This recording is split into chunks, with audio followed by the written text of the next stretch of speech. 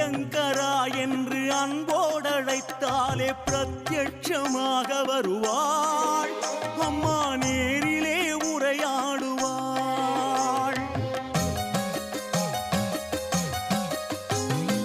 ஆங்கார ரூபமாய் அன்பான வடிவமாய் அன்னையாய் காக்க வருவாள்.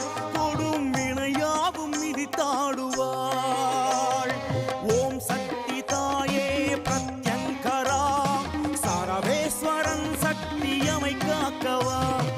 ஓம் சக்தி தாயே பிரத்யங்கரா சரவேஸ்வரன் சக்தியமை காக்கவா.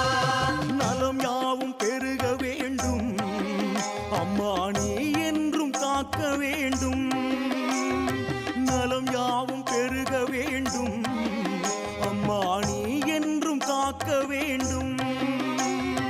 ஓம் சக்தி தாயே பிரத்யங்கரா எம்மோடு பேசிட நேரிலே வா.